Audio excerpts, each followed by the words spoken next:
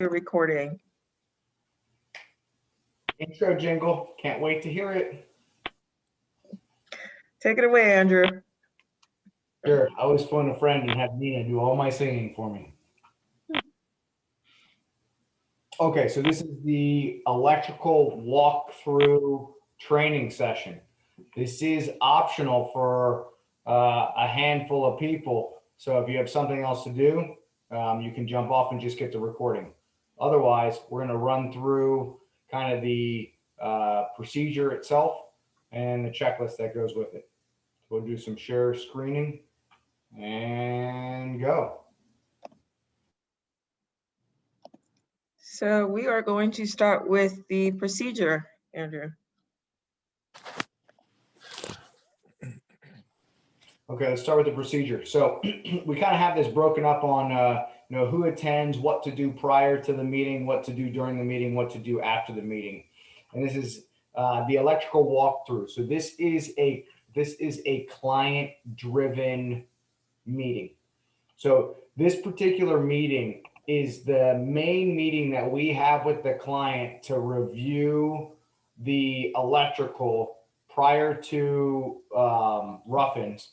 It's also our chance to kind of talk to the clients about anything that would happen during rough-ins. So we can reference our framing checklist kind of at this time as well. Like if we wanted to go over blocking with the clients or something like that. So attendees for this meeting, which would be on site, is going to be client, project manager, and the electrician. So the prerequisites that we want for this meeting would be that the addition has been built and some sort of roof frame, and it depends on how far we are with that roof frame, where it lines up with timing, that'll make sense. The trades don't want to start doing their rough-ins until they're weather tight, meaning at least paper on the roof. So you can see I have a frame in my digital photo behind me. That's good enough to visualize what would take place, but they can't start roughing in because they don't want to get weathered on. So the prerequisites would be a roof framed in and like decking sheathing on top. The interior walls would be opened up. So meaning a lot of times we build the addition and then we remove that exterior wall. Can this be done without removing the exterior wall? Yes, if it's a split and it's just kind of isolated to that outside, but sometimes you need to see all those walls getting opened up. For example, we would need at Rualis is a rear addition where the addition itself is going to have its own set of 4 or 6 pack of recesses plus a ceiling fan back there. So you can kind of get through that whole thing without needing to remove that rear wall. In the other version, like the HERS, it's not an addition, but we need all that temp walls and the interior framing removed and the temp setup removed so you can kind of see the extent of the space so you can lay out the electrical appropriately. We would also like all the cabinetry laid out, meaning wherever the cabinetry is going to go, just kind of get a rough measurement of the length of the run, plus, pull 2 foot out to the front of where the cabinet's going to be, and you can just snap a line or a marker or whatever we want to use just so we can understand. It's a visual to show the clients this is where the cabinetry is going to go. We can do that for vanities, for kitchen cabinets, especially to try to locate where that island is going to go. And then we can go vertical on a wall to show top of countertop height and bottom of wall cabinets. So we kind of have understanding of the backsplash, where maybe the hood will go, where under cabinet lighting will go, outlets will go, things like that. So you get a good visual. It doesn't take very long to prep for that. So those would be the prerequisites to have in order to have that meeting and have the clients really understand it. So prior to the meeting, of course, the project manager needs to rally all the troops together and get them onto the same page. So normally that's day 1 of electrical rough-ins is we do that walk with the clients, but we've done it up to 3 days prior to electrical starting, depending on the electrician's schedule. We normally try to double up this with a weekly meeting. So if say the electrician's going to come at 7:30, then you have the weekly meeting with the client at 7, and then the electrician comes in a little later. And that way you just have still that one meeting on site with the client that week. And then you could change the time so the electrical walkthrough lines up better be on a Tuesday, but your weekly meeting's on a Thursday. That's still an efficiency thing to try to get just one meeting with that client that week. We of course need the up-to-date plans. So whatever the up-to-date CDs are, a lot of times, the electrician would have seen the project last at trade walk, and then the plans might have been updated since. So separately, post production packet, once we have the CDs, we'll update the electrician on and send them the up-to-date plan, so they should be in the know. So you'll want the up-to-date CDs on site so you can reference those as you walk through, and then also have the selection sheet for co-construct handy so you can see all of the electrical fixtures if needed. So that way when we identify where certain things are going to go for sizes of fixtures, we can tell. Those examples then would be to need to know the fixtures are maybe heights of exterior fixtures to make sure they fit under certain eaves. You could see if the bathroom vanity fixtures, the lights are facing down or facing up. That way mirrors can fit appropriately. What the size of the pendant lights are over the island. Sometimes the quantities need to change because they chose smaller fixtures, so you want a third, or there was maybe 3 and they chose larger fixtures and you want to drop that to 2. So it's helpful to know sizes of the fixtures. So during the meeting, we'd walk through with the client to verify accuracy of what takes place. Majority of stuff we're taking a look is just like how we're going to fit the quantity of those fixtures into those exactly locations, meaning we're doing recessed lights. You can see in the picture behind me, if we did recessed lights into this roof structure, well, where they are on the plans might be exactly where we have a rafter, or on the first floor, it might be a floor joist. And so then we obviously then need to know, does the recess go on this side or this side of that joist? And we can determine that at that time. So then appropriate spacing goes all the way through. Also talking about recessed lights, then when you lay out the cabinetry, then the spacing out from the wall is appropriate, especially in those tricky areas like the deepened wall cabinet above a refrigerator that comes out the furthest, plus the crown that comes out. Sometimes we get caught because that recessed light above the fridge is too close to the wall after all that trim gets installed. But we walk through all those areas, and then there's a reference for the actual checklist, which we'll get to in a second, in order just to be a memory jogger to make sure that we have thought of any snags that we'll run into. So we'll discuss any changes that the clients want to make. We've worked with our clients for a long time. They've always queue up other stuff that they want. And then we would also want to reference anything else that might have been on the executive summary sheet or contract that they may need to add. When I say need to add, that they might want to add. This is just a memory jogger for everybody, for them. This is your last chance to choose this option. Are you sure you don't want it? Something along those lines.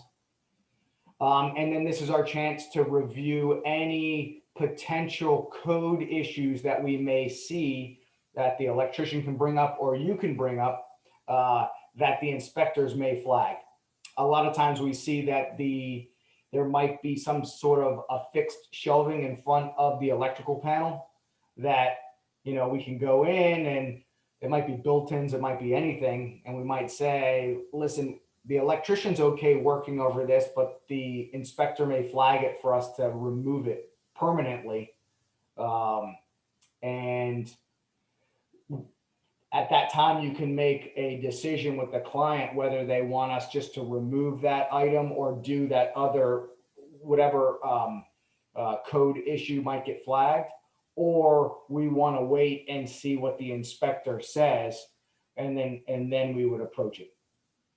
Your call on how to do that, but this would be our chance to kind of bring up any code issues that may take place when the inspector comes on site.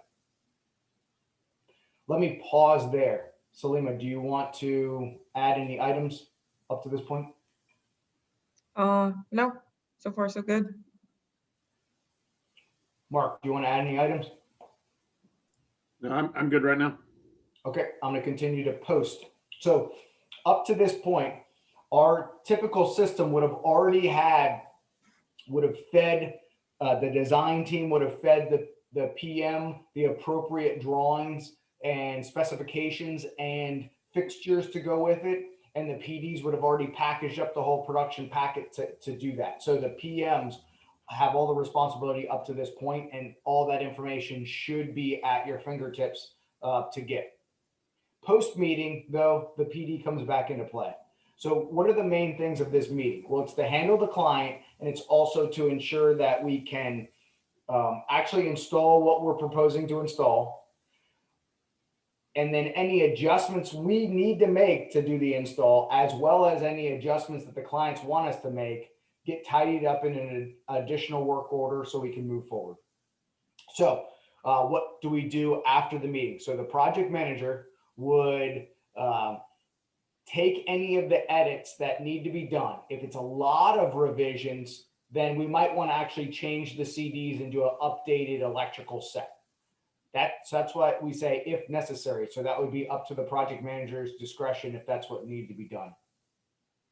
But we would want to take that checklist, or I'm sorry, take all any of the items that have been adjusted, whether it's deductions or additions, and post that message to Slack and tag the PDs. The PDs then can take that information and produce an additional work order so that the clients can get it approved.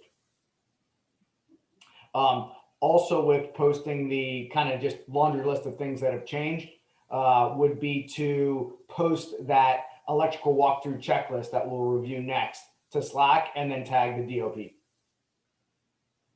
So once that message gets posted up to the PDs about, hey, here's what's changing and here's all the different scenarios, then they can take it, they'll produce an additional work order, put that into CoConstruct. The clients will then approve it, and then that would be a note for anything that needed if there's additional. So if we had, for example, 2 pendant lights and now we're getting 3, then maybe an additional 1 pendant light needs to be ordered. So that'll trigger that. And then once the client gets that approved, we can order that extra material, and then the PDs can post that message to Slack and tag the PMs so that they know they can move forward with the newly revised plan. Awesome. At this point, we wouldn't want to proceed with that until the additional work order has been approved. So that obviously becomes a critical item. It's always been a small, tight window between that meeting and they want to get started. So they always tend to start pulling all the stuff that's part of the electricians, start pulling all their wires as part of the current contract. And then it tends to be like 24, 48 hours for us to want to get that approved. So if that, foreseeing into the future, some of the snags that would take place is if the electrical walkthrough occurs, maybe when the PD is on vacation or something along those lines, you just have to have some coordination of who's going to get that approved so that we can make sure that we're not getting ahead of contract and we do it all in the correct order. So Andrew, one of our upcoming trainings is going to be for AWOs, where the PMs will also be able to post the AWOs in the event that the PDs out of town or unavailable. So in that case, they would be able to. I guess we can give them a little power, but The Just a PDs little bit. love that power. Just a little bit. Any questions before we move to the actual checklist? Nope. Okay, great. Any questions? Elizabeth? I'm good. Jack's good. Ariel? All right, we'll move on. So for the checklist itself, we're trying to make this as easy as possible, just like the rough-in checklist that we reviewed. How do we make it simple and it's just memory joggers so it makes it nice and easy to sign off on? The what you'll see here is going to be a draft of what will come out. So we'll always be revising this as just extra items to just as memory joggers, as we said. So that way we can take a look at anything. So please give us your feedback because we'll update it as we go. Mhm. But it's pretty straightforward. Put the project name, your name, date, and then we'll go through and it kind of has a list of exterior items. We can do it by room, by hall, bathroom, and everything along those lines. Scroll down a little quicker, and we can basically put all of the potential items that are going to take place in each of those rooms. So you can verify switches, ceiling fans, recesses, you know, where GFIs are going to go, interior, exterior, and everything along those lines. At the bottom of the checklist, you'll see a column where you can put down the contract options that the client has already opted for, just to verify, hey, just confirm these are the options we're going with. And then there's another option, another column for the options that the client has declined. Like Andrew said, here's your last opportunity to say, hey, are you interested in going forward with any of these options? Last chance. And then they can opt in or opt out. If there's any miscellaneous notes and things like that that you need to make, they can go in this column. Things like color of all the outlets and switches, things like that can go in here. Just anything you need to notate that would be helpful goes in here. This document will continue to be edited, so I'll send it out afterwards so that you can send your feedback. It just breaks it up by room, location, and then any additional notes that you want to add for those items. Yeah, we might end up revising this just to be major areas instead of by room. I think might make more sense, just interior, exterior, or kitchen, bath, interior, general. Scrolling back down to the bottom, what we would like to do is, in an ideal scenario, that we'll have on the PD's task list at the production packet to try to copy and paste all the items from the executive summary onto this sheet. So that hopefully can be completed. Where we've been caught in the past of it, specifically for both of those contracted options. If it's contracted, then it's in there. That's not a problem. It's the options that are declined is where we've had a couple of trip ups in the past. So, for example, at executive summary, the clients want, say, a 4-pack of recesses in the study, you know, like a room we're not even working in. And we give them that price. And at that time, what Mark presented them was too far out of budget and they don't want to choose that option. Mark, you're going to be my salesman example. So Mark had already sold them on built-ins and a patio and all these other things, and they don't have any money left. But as we know, when we go through the process, somehow clients find more money because they just uncover their priorities and what they want to spend. So therefore, once we get to the electrical walkthrough, they're like, hey, we really do want to do that 4-pack of recesses in the study. When there's no completion, when there's no way to look at it, then production might not know what we have previously quoted. And so in the end, we go back and we quote them a number, and it might not jive with the previous number that we quoted them. Might be high, might be low. So this was a means for us just to understand that we previously quoted the client this particular work at this price point. That way we don't trip ourselves up. It still leaves room, Andrew, we can still quote a higher price if there's like something that's happened, for instance, our COVID escalation clause. But we would just want to explain that to the client, that that's where the difference is.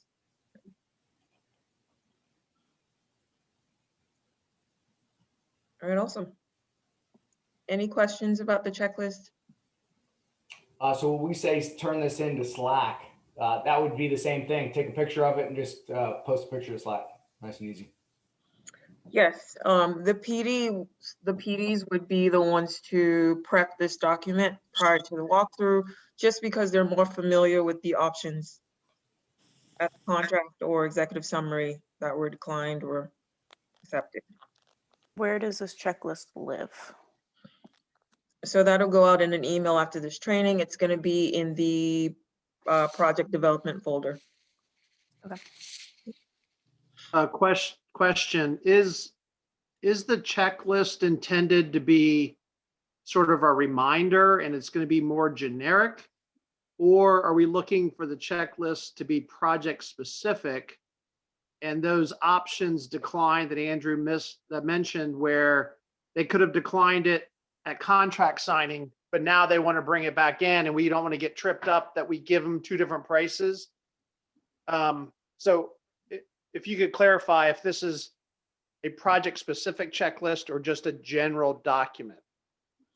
I So, believe the upper section, the upper part of this will be generic. This is just going to be a laundry list of things to verify that we've gotten tripped up on in any addition or interior project. The lower section though would be project specific. mhm. So I guess I'll raise a concern because I've experienced this multiple times. If we are there at the walkthrough, and I say we are there, it sounds like the lead designer is not involved, nor is the salesperson involved. Is that correct? Correct. Correct. So here we are at the on-site walkthrough with the client and the project manager and the electrician. Those three people don't have the insight or wouldn't have necessarily had a conversation like the salesperson or the lead designer would have had previously. So I guess where I think we may get tripped up again is that we're now having new people on the team review this generic checklist. And what happens if there's like 4 or 5 things that were missed by the salesperson or lead designer that really should have been included? How is that gonna, that could inadvertently make the client feel like we didn't do a thorough job planning the project from the beginning, because now there are like 4 or 5 ads and the lead designer and salesperson aren't even in the meeting to sort of explain why those were not anticipated or included. So to give an example would be like maybe an additional outlet or something on an island. Would that be like a good example of something that the design team might have laid out that might not be on drawings or something like that? I think that's a good example, but a very small cost. So probably wouldn't ruffle any feathers, but it might be like we're doing a deck and there was no foresight or no one included code required lighting for the stairs. So I believe what I hear you say is maybe we need to add a list to the procedure that says get with the design or sales team for any discrepancies that arise from the meeting. Yeah, I'm just concerned that if there's not a, it seems like an opportunity for us to fall down, if the lead designer and the salesperson aren't involved. I'm not suggesting making them involved, but maybe there's a prerequisite step where the lead designer and or salesperson has to go through the generic checklist and highlight anything that may come up during the walkthrough. You know what I mean? So we're prepared. So Joe, I think prior to this, there's like handoff meetings that have happened where the sales rep is there or the designer. So for instance, the PP meeting, our assumption is that all of these are reviewed in that meeting. We go through the plans in that meeting to transfer information, and then everything really is posted in Slack. Is there, I understand that, but my fear is that when that review is happening beforehand, Mhm. how engaged, how focused is a project manager or someone else when that project's still weeks away from being built? So I think, Joe, I appreciate the suggestion. I think, Selima, what you'd want to consider maybe is a electrical walkthrough briefing, Right. like a pre-electrical walkthrough huddle that might have the designer and the PM together, and then option the PD and the salesperson if the project requires it. If we were doing a $400,000 or $500,000 project, then there's a lot of Q&A and a lot of prep work that would need to go in to walk in that project with the client. If it's a $80,000 project, then you might pass on that huddle. Yeah, and do understand my comments are probably coming from experience on larger projects. So Mhm. yeah, if we're doing smaller scope work, it's probably not a real risk or an issue. But with the bigger projects, I think we could have some challenges.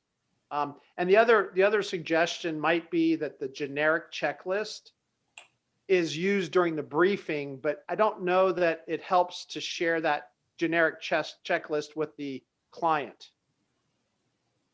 Yeah, this would not be intended to have the client sign off on it or anything like that. This is And for so the the client would not be seeing this generic checklist, just that would be for our eyes only.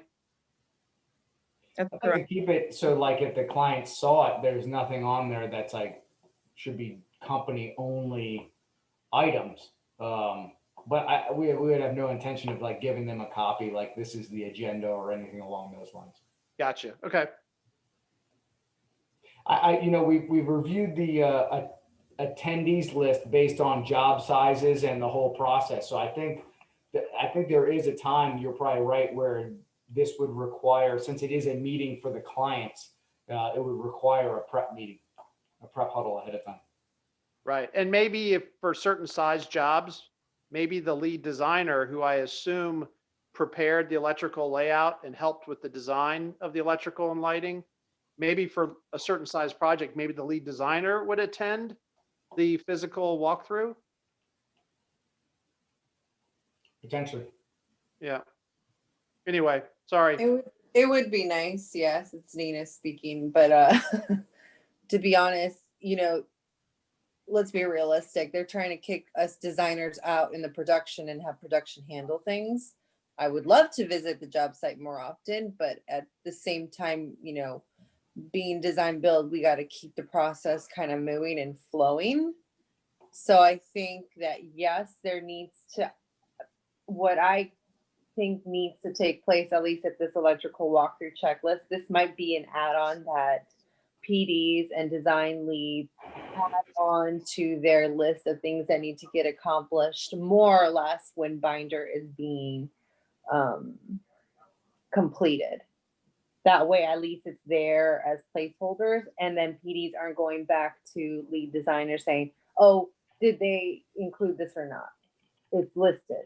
It's already there. We talked about it. Now it's more of just checking the boxes like you guys have on this document. For me, I think it's going to be valid to incorporate this now in, even though it's more steps, eventually it is going to be something that's important in the production process, but definitely needs to be now added, in my opinion, during the binder going to both sales and production part of the process. That way things are documented earlier on. And then we can track if things get priced out beforehand and not have to get, clients like, hey, well, they priced me this before, now you're pricing me this. It makes no sense. Right. That way we don't have that happen. I think also I'm a little hesitant to add one more meeting to the process just for the electrical walkthrough, which in the grand scheme of things is like, it's an important step, but not like the most important step. I think that if we mess up something at an electrical walkthrough, it's not detrimental to the project. So I don't know if we want to add another meeting for that. Maybe tack it onto an existing meeting, like Nina is recommending. Maybe that works. These are all up for consideration. We can talk our way through and see what's best.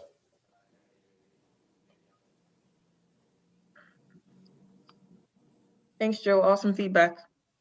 Oh, yeah. Anybody else? Did you say, oh yeah, or hell yeah? I couldn't, couldn't tell. Oh, yes, of course, is what I, I was like, oh wow, it that's, was shorthand for, oh, yes, of course. Either work. I thought he was just really excited about his feedback. No, I mean, what I've found in all the, because I've obviously attended a bunch of these on-site walkthroughs, and I guess I'm sort of trying to protect the integrity of the design. Mhm. And I mean, I know when I designed and built my own house, I drew up my lighting, electrical layout on my own personal residence. And when it came time to rough in with the electrician, I was out here standing in the space going, oh, wait a second. What was I thinking? It would be much better if these recessed were configured this way, not that way. And this was new construction. So you can imagine if you're doing remodeling, to Andrew's point, oh, there's a rafter in the way or a floor joist or duct work or this or that.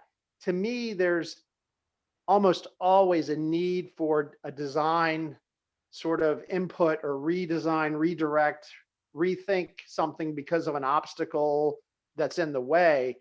And I'm just hesitant to not have that opportunity met with success, but rather, oh, well, we'll just change it this way. That's good enough. So that's my reservation, is that it is hugely important. And it seems to me to be one of the very few design items that you really just can't nail down on paper. It sort of extends itself into the life of construction.